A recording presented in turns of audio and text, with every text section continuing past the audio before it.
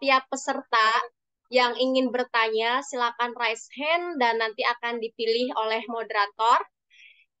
Ketika nanti dipersilakan, silakan on kamera dan ajukan pertanyaannya. Untuk itu yang mempunyai pertanyaan kepada narasumber, silakan ajukan pertanyaannya. Ini sudah ada Dendi Siti Kamila, silakan Ibu. Baik, terima kasih banyak atas waktunya, Teh Melita. Mohon maaf, saya lagi di sekolah, jadi agak berisik. Terdengar suara saya? Saatnya istirahat. Ada yang ingin saya tanyakan?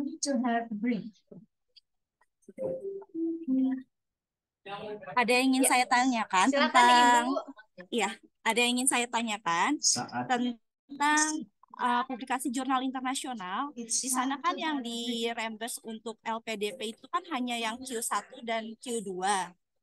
Nah, apakah kita boleh kolaborasi? Dan kalau kolaborasi itu kayak gimana? Misalnya berapa maksimal atau yang bisa di reimburse itu hanya yang ditulis sendiri kayak gitu.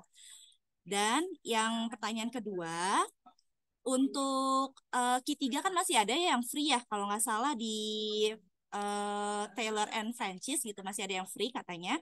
Nah, kalau untuk Q1, Q2 masih ada juga atau enggak?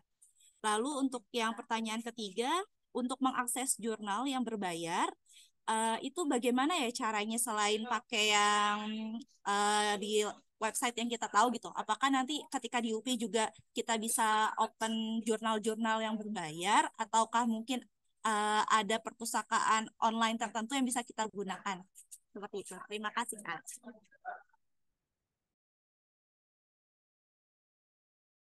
Baik, terima kasih Ibu Dendi. Ini mungkin langsung dijawab eh, Ibu Anggun terlebih dahulu. Oh, udah dulu dah. Ya, oke. Eh, untuk Udah. untuk aturan yang terbaru tadi saya kurang memahami ya. Coba nanti Bu Anggun atau teman-teman yang masih kuliah di UPI ya untuk terkait dengan jurnal yang didanai. Tapi waktu saya dulu itu jurnal yang didanai itu ya yang ada promotornya kalau nggak salah ya. Kalau nggak salah itu waktu itu. Terus jangan sampai lupa aturan di UPI promotor dijadikan corresponding kalau nggak salah corresponding author di artikel naskahnya itu karena ada beberapa temen itu nggak bisa untuk syarat ujian kalau nggak salah jadi dan promotornya sempat agak gimana gitu ya kalau itu nggak dijadikan corresponding luaran hibah PDD itu juga sama aturannya nah itu coba teman-teman jadi ketika mau nulis mau publish ya benar-benar konsultasi ya karena ada promotor yang kurang berkenan jika tidak membaca artikel yang yang ada nama beliau yaitu untuk yang didanai kalau nggak salah ya itu yang ada nama promotor yang nama kita kalau nggak salah nama kita yang nama pertama ya saya kurang tahu kalau sekarang ya kalau dulu seperti itu ya mungkin untuk Bu Anggun bisa menjawab nanti terus untuk jurnal yang berbayar ya jurnal Q1 Q2 juga banyak ibu yang gratis ya Bu Dendi ya kita bisa searching aja jurnal-jurnal gratis itu. Nah, saya rasa kita wajib ini searching aja. Itu ada kok banyak dan banyak sekali. Banyak sekali yang gratis. Jadi jangan khawatir Ibu Dendi untuk jurnal yang tidak berbayar ya. Saya rasa banyak sekali. Mungkin ada tambahan dari Bu Anggun silahkan ya. Oke, baik. Pertama untuk reimbursement ya. Pengalaman saya beda Pak udah. Jadi sesuai dengan aturan yang terbaru aturan terakhir itu 2022, kemungkinan akan ada aturan terakhir 2023 lagi, tapi sampai sekarang belum. Tidak harus pakai promotor, kemudian penulis berapapun bisa Pak. Jadi 1, 2, 3. Jadi Bu Dendi tentang kolaborasi boleh dengan siapapun, tidak harus orang LPDP. Kemudian apa namanya? Biasanya normalnya itu jangan terlalu banyak orangnya gitu kan. Ya setidaknya 3 orang, maksimal 5 kalau kepepet gitu kan. Tapi menurut saya yang lebih dari segi etisnya sih 3 sampai 5, kalau memang maksimal jangan sampai 7, 8 itu terlalu panjang, nanti nulis afiliasinya juga panjang, nulis penulisnya siapa aja juga panjang itu. Jadi kalau aturan dana publikasi terbaru Q1 Q2, kemudian yang penting yang kita bahas adalah yang kita tulis adalah sesuai dengan prodi kita atau keahlian kita. Jadi jangan sampai orang IPA nulisnya bahasa Arab, orang IPA nulisnya linguistik, orang IPA nulisnya apa namanya, yang berbeda lah, intinya yang beda dengan skopnya kita. Tapi karena kita pendidikan itu akan lebih luas sih, yang penting sesuai aja gitu. Itu kalau bagian reimbursement terakhir ya, sesuai dengan tahun 2022. Jadi yang penting yang keywordnya adalah itu tadi sesuai dengan skop atau bidang keahlian kita, sama jangan lupa nyantumin LPDP gitu kan. Kalau dia konteksnya LPDP, jangan lupa acknowledgement-nya. Kalau acknowledgement-nya nggak ada, otomatis akan ke-delete gitu kan. Untuk pemberi beasiswa yang lain, saya kurang tahu, kan pastinya punya ketentuan sendiri-sendiri. Nah, silahkan hal-hal yang sekecil itu segera diikuti gitu.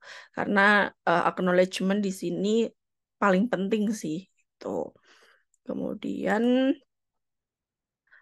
apa lagi ya? Q1 dan Q2 free tadi disampaikan Pak Huda, biasanya memang ada beberapa yang free. Namun ketika bilang free, tapi kadang itu Pak Huda, ada yang bilang proofreading. Nah, kita hanya dibebankan untuk proofreadingnya saja. Nah, itu kan sama halnya ketika kita nulis tapi disuruh proofreading di luar, itu sama aja gitu.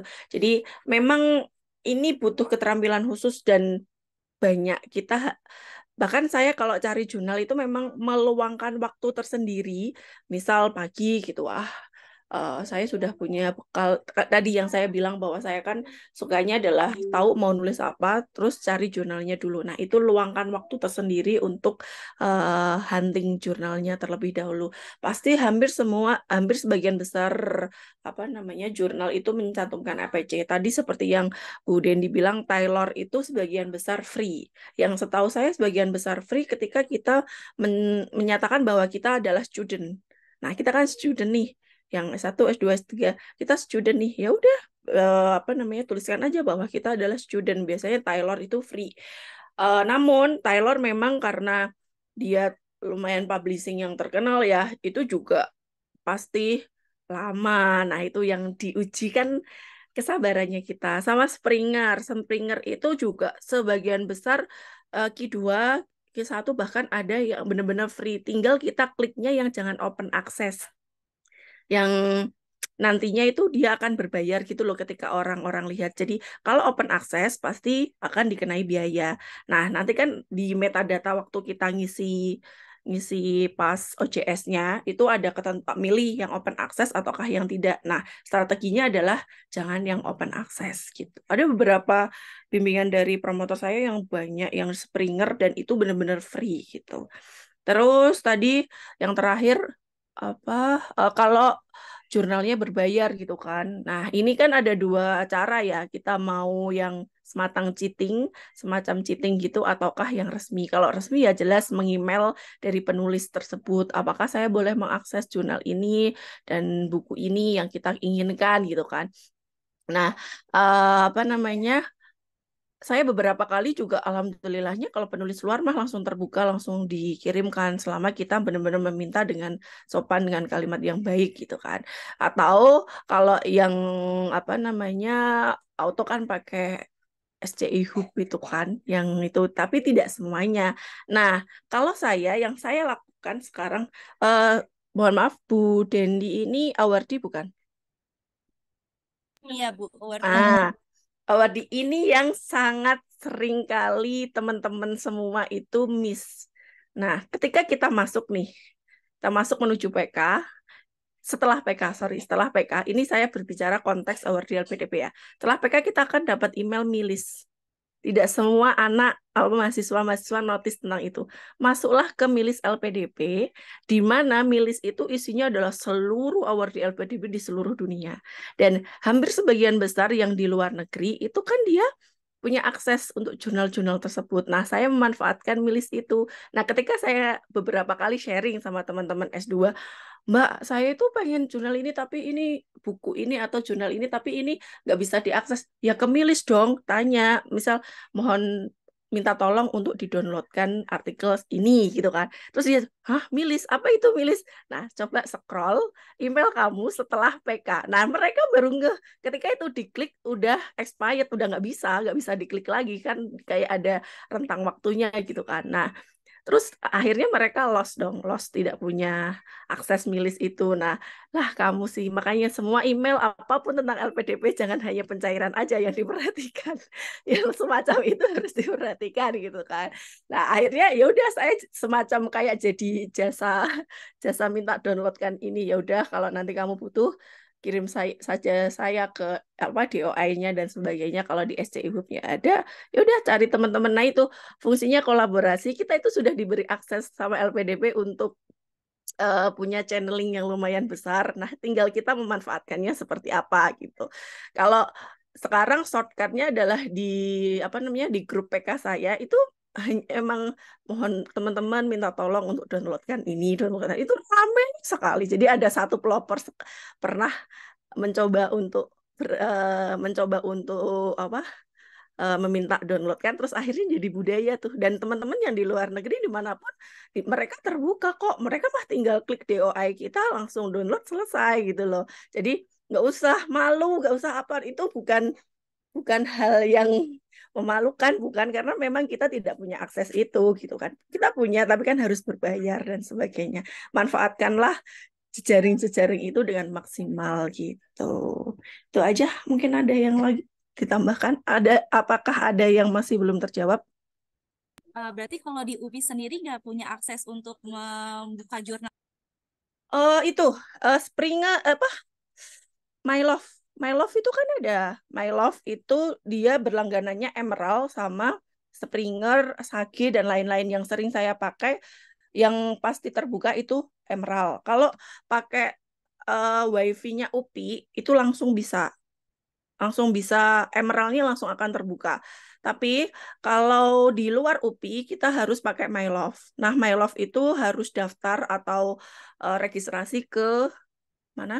Ke perpustakaan. Nah, setelah berapa bulan tidak terpakai, My Love itu akan apa namanya? Akan deaktivasi sendiri. Dia tidak bisa aktif sendiri gitu. Jadi karena di UPI My Love itu cuma kapasitasnya 1.000 atau berapa gitu kalau kemarin pas sosialisasi mahasiswa baru. Jadi bisa kok Emerald sebagian besar hampir 100% ketika saya browsing Emerald itu apa namanya hampir sebagian besar terbuka. Kalau Springer ada beberapa yang tertutup. Memang minusnya kita nggak dikasih akses kampus ya. Harusnya UPI harus bisa kuat. Mungkin dari kelurahan bikin apa namanya surat gitu, saran ke UPI biar kita punya akses untuk Scopus sendiri. Karena kalau Sains Direct sendiri kita punya akses itu akan lebih terbuka sekali gitu.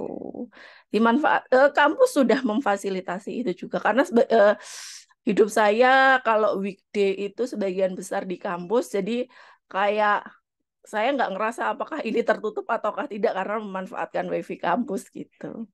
Itu teh. Terima kasih, Bu. Sama-sama. Baik, terima kasih kepada Ibu Dendi atas pertanyaannya dan ada Bapak narasumber dan Ibu narasumber yang sudah menjawab pertanyaannya. Lalu di sini sudah ada pertanyaan yang masuk ke kolom chat. Selamat pagi, perkenalkan nama saya Maksurohmah, mahasiswa PAUD.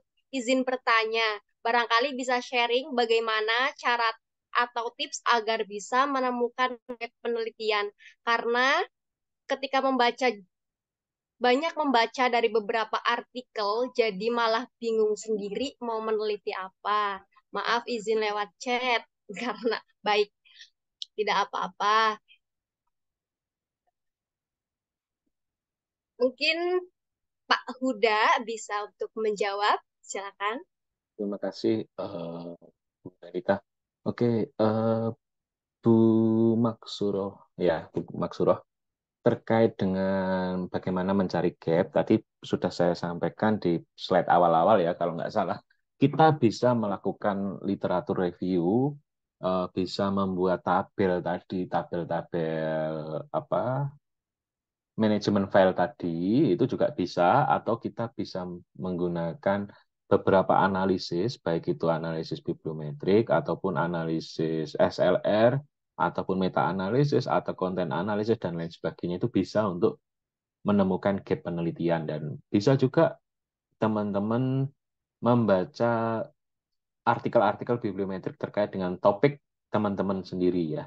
Jadi di topik-topik penelitian teman-teman itu kadang-kadang juga sudah ada beberapa artikel-artikel untuk menemukan gap ya, baik itu artikel bibliometrik ataupun artikel SLR. Lah itu pasti di sana disampaikan gap penelitiannya seperti apa. Lah itu juga bisa dirujuk kalau teman-teman kurang waktu untuk mencari itu. Nah, itu bisa. Tipsnya seperti itu ya, Bu ya. Bu Maksuroh, mungkin bisa ditambahkan dari Bu Anggun. Silahkan. Oke, baik. Sama sih, tadi saya juga sudah menyampaikan bahwa riset gap bisa paling mudah itu kan dengan bantuan aplikasi ya Pak ya, Bu Maksurah. Apa namanya, aplikasi itu semacam kita jadi punya tampilan yang cantik, yang lebih bagus gitu kan, yang lebih itu ada beberapa orang yang visualnya apa namanya suka dengan visual gitu. Ketika kita dengan tampilan bibliometri, tampilan SLR, dengan apa namanya berbagai bantuan aplikasi itu kan banyak yang seneng. Oh, udah kelihatan nih apa namanya research gap-nya. Nah, bibliometri juga bukan hanya berkata tentang tampilan visual saja, tapi di situ kan dia kalau digali satu-satu, apakah variabel kita yang akan kita teliti ini berhubungan nggak sih antara variabel bebas dengan variabel terikatnya dan sebagainya, itu dia kan udah ada, pasti ada semacam cabang-cabangnya itu kalau sudah pernah mempelajari tentang bibliometri gitu kan. Itu kan kalau kita berbasis aplikasi. Nah, bisa dengan apa namanya paling enak adalah kita berbasis data, baik dari data literatur review ataukah di lapangan. Apakah yang kita teliti itu sudah sesuai belum antara harapan dan kenyataan gitu loh. Jadi kenyataan sesuai dengan literatur review itu harusnya X, tapi kenyataan di lapangan masih di tahapan C. Nah, itu kan suatu masalah nih. Nah, makanya kita memberikan suatu terobosan baru yang akan kita keluarkan, akan kita lakukan. Nah, itu bisa jadi research gap. Kalau tinggal nanti kontennya atau isi dari temuannya Teh Maksurah ini apa gitu. Nah, itu tadi. Kita memang kalau ibaratnya kalau lulus S3, kalau sudah sampai promosi, apa yang kita tulis itu sudah mendarah daging gitu ya Pak. Udah ya. Jadi kita sudah paham apa yang kita tulis, yang apa yang kita teliti, gitu. Itu sih mungkin masih ada yang ditanyakan. Banyak Ibu yang ditanyakan, ini juga ada beberapa Enggak, yang maksudnya oh, yang tadi udah terjawab seperti itu ataukah ada yang Bu, masih belum ngeh gitu loh. silakan Bu Maksuro bisa. Oh, baik, em, terima kasih udah. Oke, berarti sudah terjawab ya. Ini juga ada pertanyaan Bu, Pak, dari Santi. Izin bertanya, kalau untuk alumni LPDP, apakah ada jejaring untuk membantu download jurnal berbayar? Terima kasih. Silakan. Milis itu kan nggak Iya, putus Milis. ya. Milis sih salah satunya, memang utamanya Milis. Kalau memang sudah tidak terhubung sama Milis, atau dulu nggak pernah ngeklik Milis, sehingga sampai sekarang tidak terakses dengan Milis, ketika bantuan kayaknya akan dibantu deh. Mungkin ya, gitu. Nah, ini ada Milis satu angkatan. Nah, itu boleh. apapun itu, atau yang kenal siapa, misal WA Pak Huda atau siapa teman-teman yang masih punya akses, insya Allah kalau cuma downloadin aja, kalau memang kita punya aksesnya akan didownloadin kan gitu ya Pak ya, cuma download doang gitu, itu sih. Baik, untuk teman-teman yang masih memiliki pertanyaan, silakan ajukan pertanyaannya. Tapi ini kemarin kan dari pihak panitia menyebarkan form pendaftaran dan banyak sekali Bu pertanyaan-pertanyaan yang diantaranya ini ada dari Yosua Septerio Gloriantaran dari Pendidikan Bahasa Indonesia, Universitas Pendidikan Indonesia. Pertanyaannya seperti ini, Pak Bu.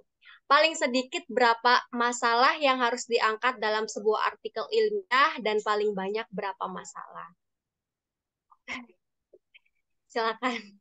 Gimana Pak Huda? Gimana Bu tadi Bu? Paling sedikit berapa masalah yang harus diangkat dalam sebuah artikel ilmiah dan paling banyak berapa masalah? Oke. Masalah ya tergantung ininya, rumusan masalah kita ya, teman-teman. Kalau rumusan masalahnya kita mau mengangkat semua dalam satu artikel itu juga bisa. Kalau saya kemarin setiap rumusan masalah itu bisa sampai 4 artikel. Nah, kalau saya kemarin begitu. Jadi satu rumusan masalah, misalkan satu rumusan masalah saya bagaimana kondisi terkini terkait dengan pembelajaran atau bagaimana kondisi terkini terkait bidang saya. Nah, kemarin saya bisa mencapai 4 artikel. Bisa menggunakan bibliometrik, bisa menggunakan SLR, bisa menggunakan konten analisis, bisa menggunakan survei. Lah itu bisa. Nah, jadi ditinjau dari beberapa hal dengan berbagai metode itu bisa. Atau dalam satu artikel 2 rumusan masalah atau 3 rumusan masalah tidak apa-apa. Jadi tergantung kita mau menuliskannya bagaimana. Cuma kalau bisa jangan terlalu banyak rumusan masalahnya karena nanti tidak fokus yang dibahas. Jadi malah tidak dalam.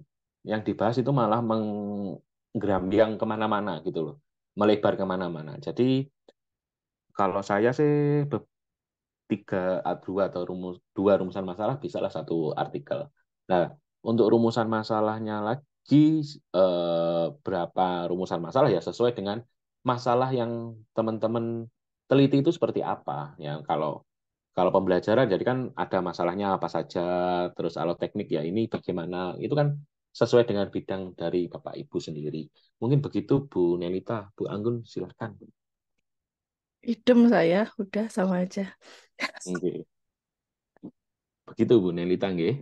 Baik-baik, terima kasih Pak Huda dan Bu Anggun. Ini juga sudah ada yang masuk di kolom chat. Perkenalkan, saya Suparman, mahasiswa pendidikan Matematika UPI, izin bertanya kepada narasumber. Yang pertama, bagaimana kita menjustifikasi novelty yang kita purpose untuk itu benar valid, padahal kita tidak seutuhnya bisa bisa mengcover semua penelitian yang dilakukan peneliti di luar sana, misalnya grade literatur. Yang kedua, problem statement itu sebaiknya terjustified dari artikel yang sudah dipublish atau dari hasil observasi masalah di lapangan yang belum dipublish. Silakan Pak Huda. Oh, silakan Bu Nanti Anggun habis ini dulu Bu, dari Bu saya. Anggun dulu. Ini Dari tadi sepertinya saya. dua narasumber ini sudah sangat ingin menjawab. Silakan Ibu Anggun. Oke, ini pertanyaannya kayak pertanyaan arah riset ya Pak ya, metlik. Oke, Pak Suparman, menjustifikasi novelty kita valid atau tidak. Kalau saya berbicara tentang pengalaman ya, memang kita pertama yang kita lakukan ketika menyusun apa namanya, ini malah jadinya penulisan karya tulis bukan artikel Bu Fani. Tapi ini penulisan disertasi ini jadinya. Oke. Ini apa namanya? Kita pasti yang akan kita lakukan pertama adalah kita baca ya, studi literatur review gitu kan. Jurnal atau publikasi ini kan banyak sekali dan apa namanya? Kadang kita kalau baca ini kok tulisan ini ada yang rancu dan sebagainya. Makanya ketika awal dulu saya menyusun tema sampai pada ke proposal sampai akhirnya kan menemukan novelty itu tadi, pembimbing saya bilang bahwa carilah yang rujukannya utamanya adalah jurnal Scopus Q1 dan Q2 dulu. Fokus ke situ dulu. Nah, ketika di sana ibaratnya kalau sudah Q1, Q2 kan sudah semacam terpercaya kan gitu ya, dari segi penulisnya ataukah dari segi kontennya itu kan sudah terpercaya. Makanya kita dilatih untuk menggali dulu literatur reviewnya dulu dari jurnal-jurnal yang reputasinya tinggi gitu. Nah, sehingga nantinya ketika kita sudah baca-bacanya itu bukan hanya sekitar 10, 20, 25, enggak. Mungkin kalau yang anak S3 sudah sampai ratusan ya yang sudah dianalisis, kita harus pakai tabel analisis. Tadi sudah ditampilkan sama Pak Huda untuk kita menganalisis satu-satu, dikasih template tertentu, ada template tertentu, kita menganalisis bisa sampai ratusan. Saya terakhir itu 100 berapa ya? 120 apa 100 berapa baru profesor saya bilang kamu nulis proposal gitu baru kayak gitu. Jadi nah dari situ nanti kita ketika sudah membaca itu semua udah analisis semua, insya Allah akan ketemu novelty yang valid. Di sini validnya novelty yang kita temukan atau tema yang kita temukan itu kan juga selain dari analisis kita juga sudah dari bimbingan dari promotor, yang promotor, kopromotor dan lainnya yang saya yakin juga beliau kapabilitasnya pasti luar biasa dan paham tentang tren-tren penelitian dan tren-tren penelitian yang kita temukan. Bahkan ketika kemarin saya novelty saya mah ibaratnya baru sampai sini menurut saya gitu kan. Tapi promotor kopromotor saya bukan Bu, ini harusnya bisa digali sampai ke sini gitu. Nah, itu beliau pasti akan mengarahkan ke sana gitu. Jadi selama memang itu hasil dari review kita, sebentar ada iklan. Maaf. Selama itu memang sesuai dengan pengamatan kita, sudah ada bimbingan promotor yang itu memang kapabel untuk dalam penulisan dan sebagainya, insya Allah itu tidak ada bias lagi sih Pak. Jadi mantapkan hati saja bahwa yang sudah kita tulis itu berarti memang sudah akan memberi ciri khas untuk kita. Jadi novelty pun akan ditemukan gitu. Terus problem statement baiknya terjustify dari artikel yang udah publish atau dari hasil problem statement. Oke. Ini untuk problem statement mah tergantung kebutuhan ya. Tergantung kebutuhan yang akan kita tulis. Apakah kita membahas tentang penelitian lapangan ataukah tentang hasil review dan sebagainya. Jadi bisa semuanya itu digunakan, tidak salah satu bisa ataukah keduanya juga bisa. Itu saja sih. Monggo Pak Huda.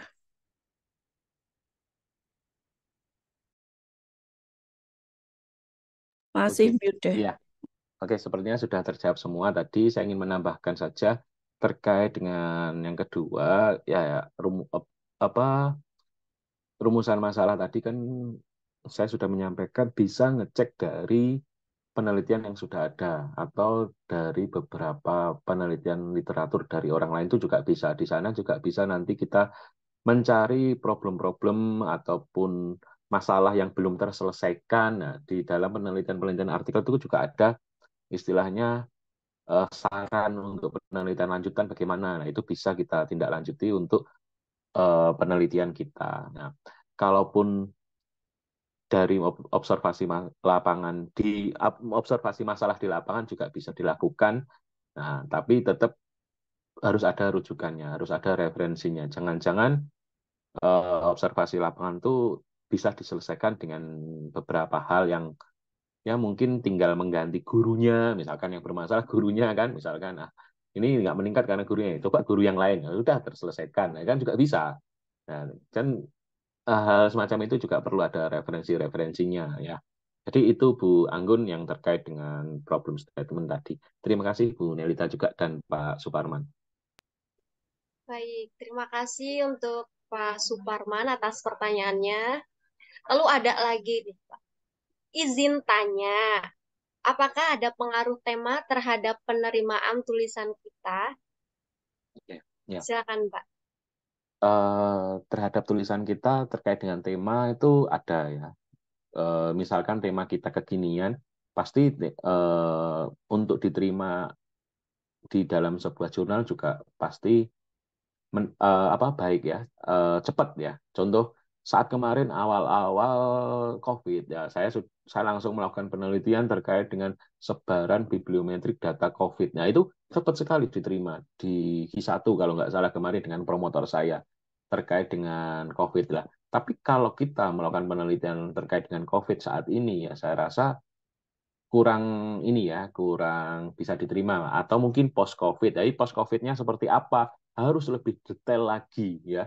Harus lebih detail lagi ketika itu temanya tema yang sudah terlewatkan. Tapi kalau teman-teman sekarang musimnya MBKM mungkin ya coba penelitian terkait MBKM yang kemarin itu juga pasti akan cepat untuk diterima. Jadi tema terhadap pengaruh tulisan kita itu juga berpengaruh ya. Contohnya sendiri, kemarin saya melakukan penelitian terkait dengan disertasi saya terkait dengan low carbon education. Itu juga ke ininya cepat untuk diterima di beberapa jurnal juga cepat. Nah, jadi ada pengaruhnya. Saran saya tema yang teman-teman angkat ya tema-tema yang kekinian, yang ada hubungannya dengan situasi dan kondisi sekarang. Mungkin Bu Anggun bisa menambahkan. Iya, sama sih. Memang sangat berpengaruh kalau memang sedang terkini tuh, tapi jangan lupakan tentang skop di jurnal yang kita tuju gitu kan. Jadi selama memang yang kita teliti tentang skopnya sesuai, ya hayu aja, hajar aja, insya Allah bisa gitu. Apapun yang kita tulis sebenarnya kan kalau penelitian itu kan sangat luas ya. Kita anggapnya bahwa ini dibutuhkan dan sebagainya. Makanya yang dibutuhkan sekarang adalah tren risetnya kita harus update gitu. Makanya ketika teman-teman mulai kuliah pasti diarahkan pada suruh baca dengan jurnal-jurnal yang terbaru. Jadi bacaan kita adalah mengacu, yang akan kita teliti adalah mengacu pada tahun terbaru. Jadi mungkin kalau masuk di 2023 ini, kita carinya yang publikasi yang tahun 2023. Sebagian besar itu penelitiannya tentang apa sih gitu. Makanya tadi bisa dengan teknik bibliometri ketika masuk ke Scopus atau POP itu udah langsung keluar semua kita apa namanya kita dia kita saring yang untuk terkini dia pasti akan keluar keluar keluar semuanya keluaran artikel-artikel terbaru itu seperti apa itu pasti akan keluar semua. Jadi ibaratnya yang jadi bahasanya itu artikel induknya kita itu juga harus yang terkini sehingga itu menggambarkan bahwa tema kita itu terkini gitu. Makanya ketika nulis kalau memang itu untuk syarat studi misal itu untuk syarat studi yang kita jangan nunda-nunda nulis seperti tadi yang bilang Pak Huda. Kita jangan nunda-nunda nulis karena bisa jadi penelitian yang kita teliti sekarang itu di 2 tahun 3 tahun itu akan berubah trennya gitu kan. Kayak kemarin kita punya nih pas nulis tentang corona di tahun 2020 kita sudah nulis tapi kita perem dulu. Nggak buru-buru kita selesaikan dan sebagainya. Nah, kita baru mau submit di 2022 yang sudah lumayan redam. Nah, itu sama dengan tidak sesuai dengan konteks sekarang ini. Jadi, kalau mau udah punya tema yang menurut teman-teman itu baru tren sekarang, ini MBKM kayak tadi MBKM, ya udah langsung aja selesaikan, hajar, submit. Nah, gitu. Itu aja. Baik, terima kasih pada Bu Anggun dan Pak Huda, dan terima kasih juga kepada Pak Jamaludin atas pertanyaannya. Kemudian ini ada pertanyaan dari Ibu Herlina. Izin bertanya, bagaimana trik mengetahui sebuah lembaga jurnal belum akan discontinue setelah kita submit naskah? Silakan Pak Huda, barangkali ingin menjawab terlebih dahulu. Oke, sepertinya hampir mirip ya dengan miliknya Pak Ahmad Farohi ya yang bawah ya terkait mengidentifikasi jurnal ya. Ya sama yang saya sampaikan tadi di paparan materi, kita bisa periksa nama dan domain jurnal itu. Ya, perhatikan nama dan domain jurnal, kemudian beberapa jurnal abal-abal mungkin memiliki nama yang mirip dengan jurnal-jurnal yang terkenal. Kita juga bisa ngecek situs webnya, cek editorial board-nya, cek pemeriksaan review dan impact faktornya.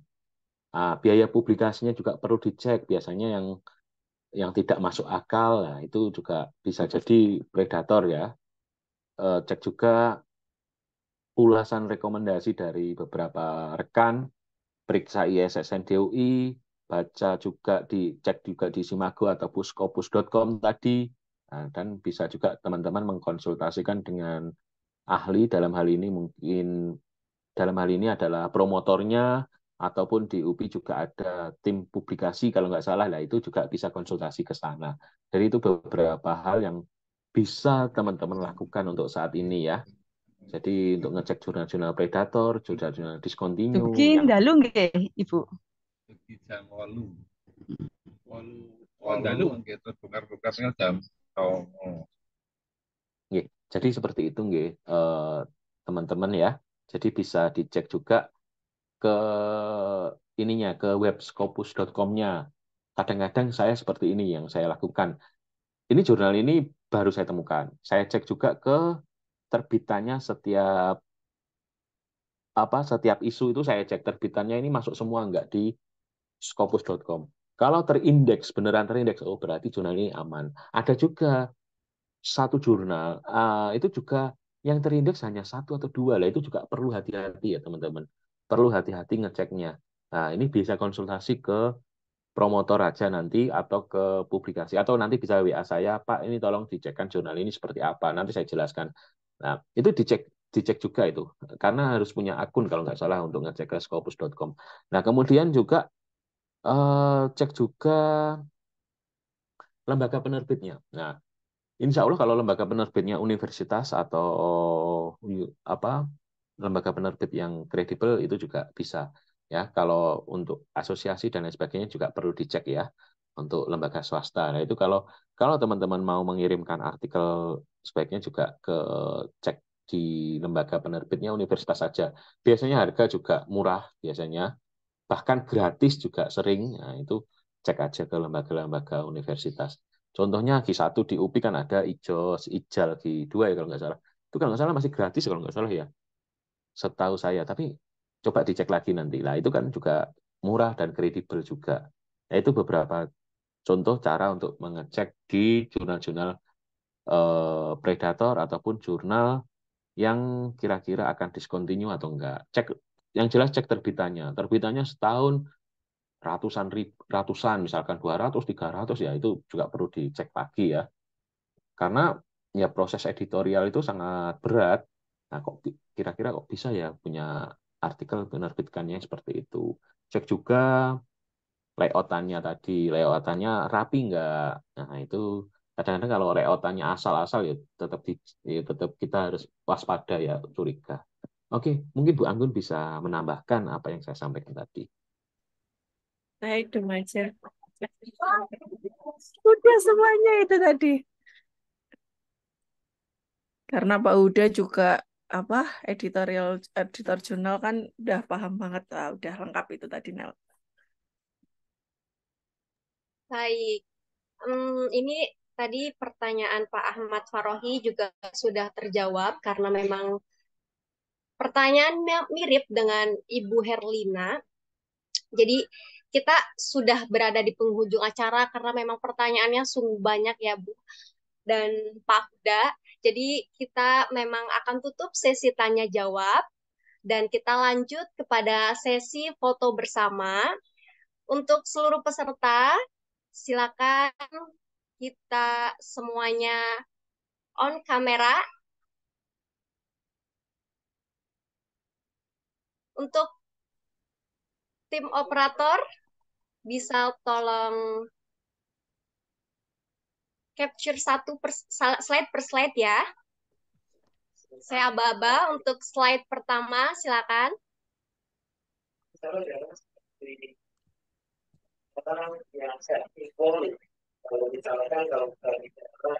Untuk slide kedua, silakan.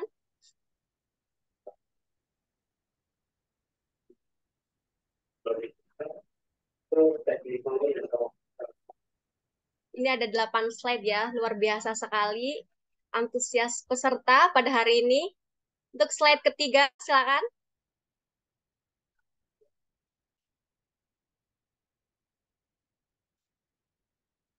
slide keempat, silakan.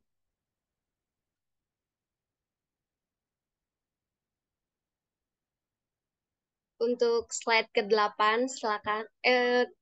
Kelima, mohon maaf.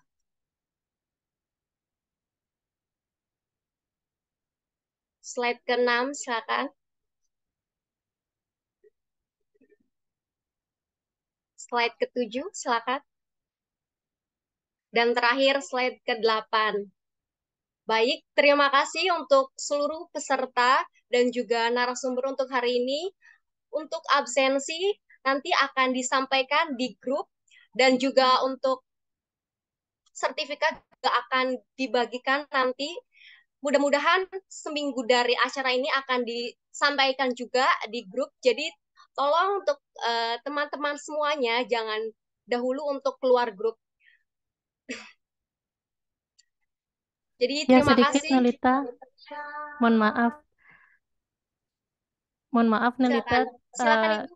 Ya, link presensi kita share di chat Zoom ya Bapak Ibu semuanya. Jadi mohon jangan ada yang keluar dulu sebelum mengisi link presensi. Terima kasih.